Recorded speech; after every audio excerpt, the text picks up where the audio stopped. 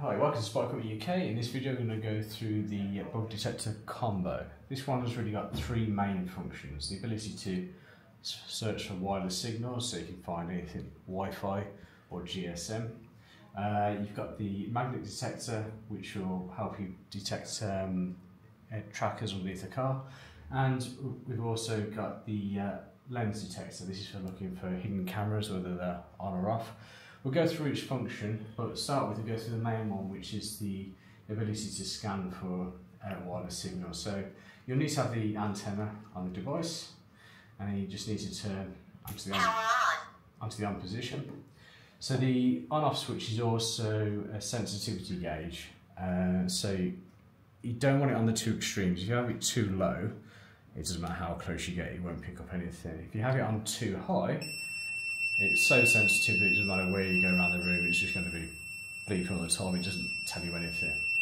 So what you need to do is calibrate it first. And the best way to do this is, first of all, turn off anything in the home that you know produces signals. So in this case, I've got a smartwatch on, so I need to make sure that that is in flight mode. And the same as my phone.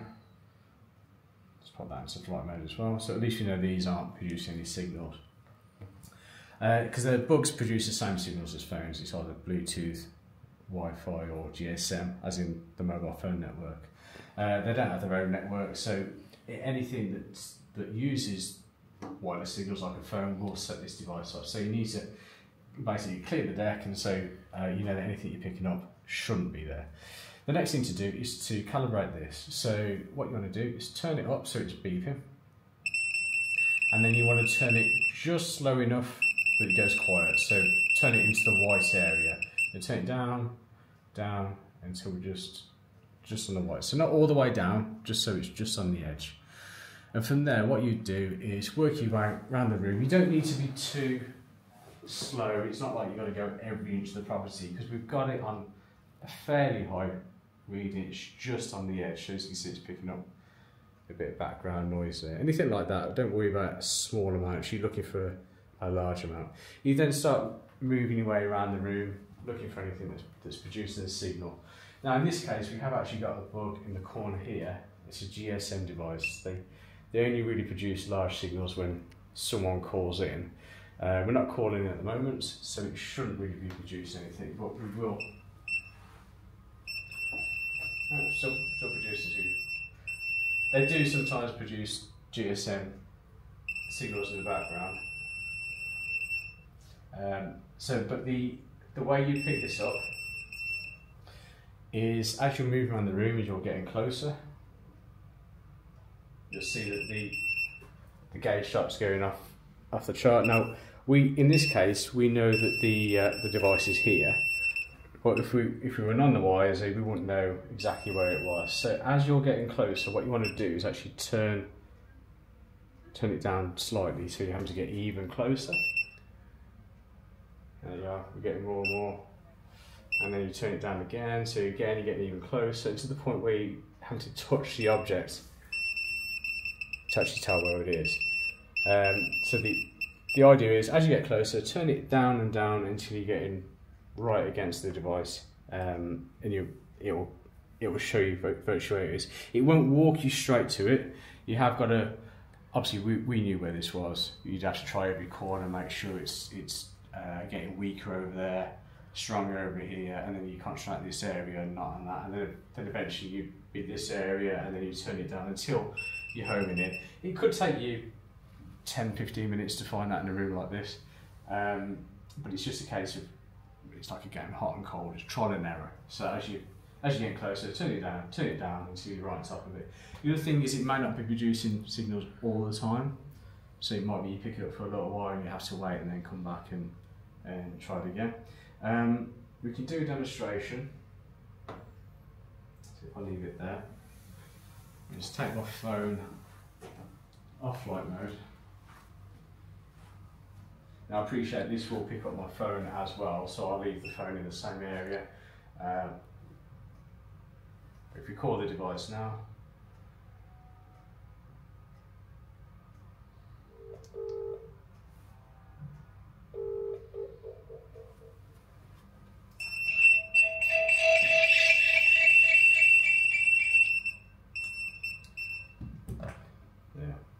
So you see you're getting a strong signal against these devices, so we know it's in the side of the room, but if you weren't sure, you'd start off in the middle, and as you're getting closer it'll get stronger and stronger, and then you'd work your way over up this side as well, just to make sure that, because you're never sure exactly where it's coming from when you first start, so you need to rule out any other areas. So we know it's not coming from over this side of the room. So maybe work away.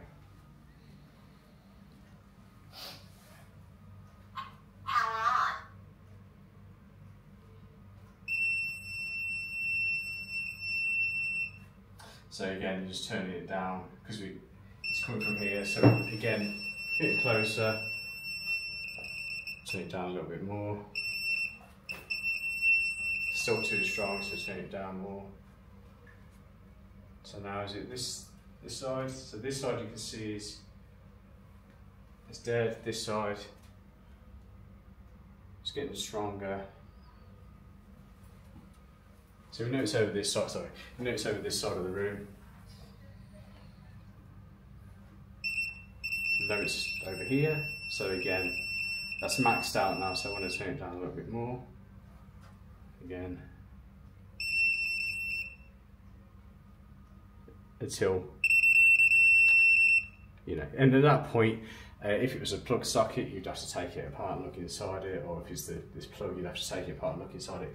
You know it's coming from this area, and so at that point, it's actually a physical examination that you need.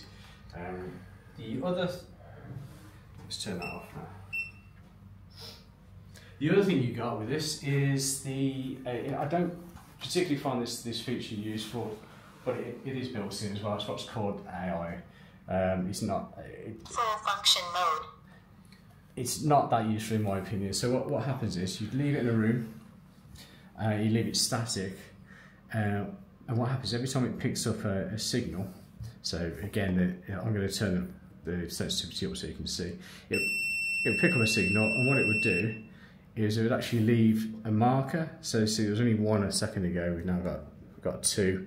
If you happen again, you have 3 and 4. There has to be about a minute in between each one. So it's not like if all happened in 10 seconds, you wouldn't fill them all up.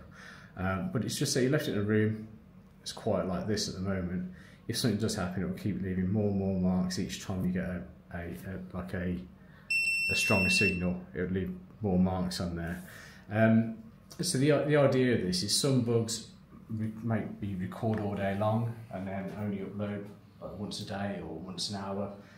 So if you're scanning around, you might not pick it up, but if you leave it in the room, it gives you an idea that there are signals. The reason I don't find it that useful is because you don't know what's setting it off. It could be someone walks past with a mobile phone, or it could be a smart home device in your home, or it could be next door neighbour's Wi-Fi router. You don't know exactly what it is. But if you're convinced it's a quiet area like a caravan, then that might be useful in this circumstance. But generally I find that actually doing a live scan is much better with this device. Okay, so the second feature on this device is the magnet detector. So this is mainly used for detecting vehicle trackers of the cars, because normally they're fitted to the bottom of the car using a magnet. So for this, you don't need the antenna on the device. You can leave it on there if you want, it won't matter either way. But what you do need is this sensor here that goes in the centre. Push that in, screw it into place, and as before, turn the power on. Now to start with, it will be in wireless detection mode, so you need to click on this button here. Strong magnetic detection. And that turns the magnet sensor on. You can also tell because it produces a small light as well. And then it does, with this one, it doesn't matter about the sensitivity. You can turn it up or down. It makes no difference to the magnet detector. It only works at one level. So the idea is it produces a small light so you can help you see under the car a little bit.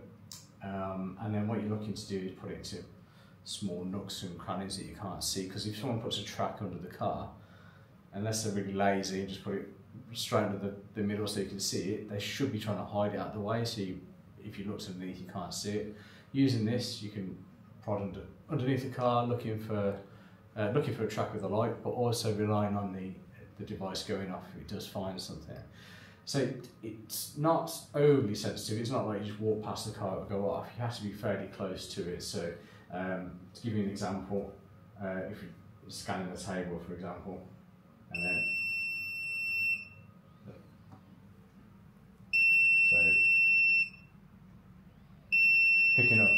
what we're picking up there is this device.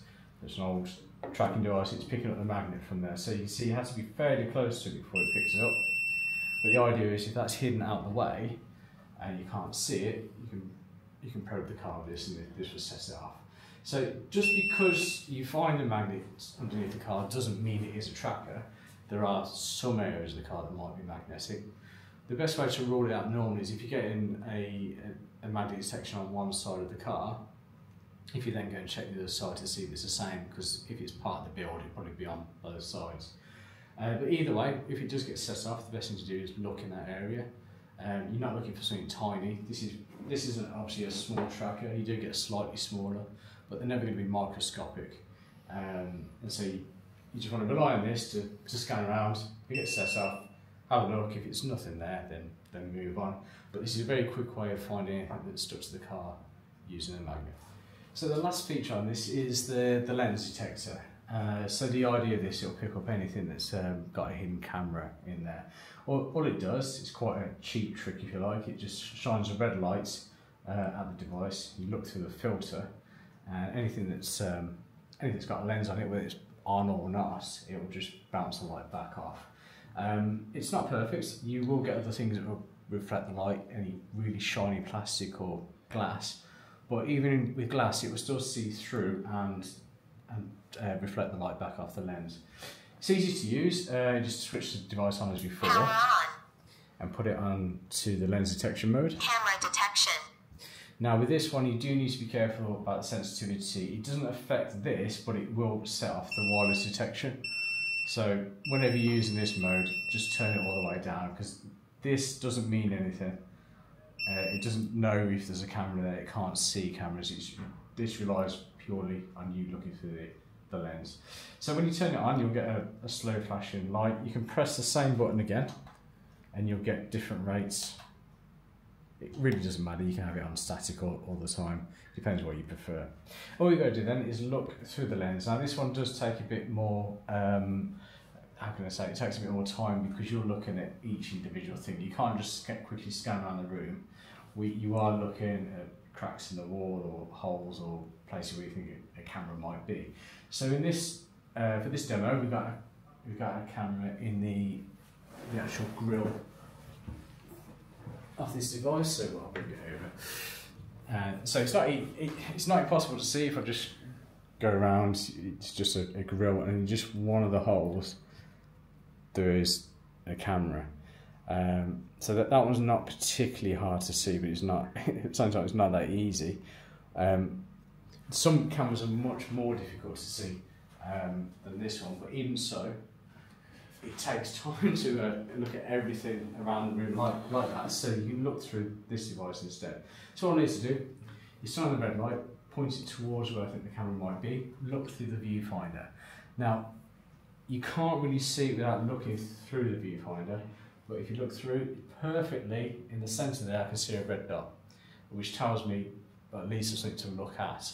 Because you can ask the question, why is all the other dots as in the grille? Why are they all black, but there's one of them is red? So straight away it draws your attention to it. It literally takes seconds to look through it, you can see it straight away. It's difficult to film through, because as easy it is to look, it's difficult to film, but I will put a few snapshots over the top of this of footage we did earlier. Now it does work slightly better if you've got the lights off, as you'll see from the two different footages we've got. You'll see that it picks up much faster, much more clear, should I say, in the dark than it does in the light. But either way is fine. So if you can't turn the lights off, it's the middle of the day and you can't close the blinds or whatever, it will still work. It's just slightly more effective in the dark.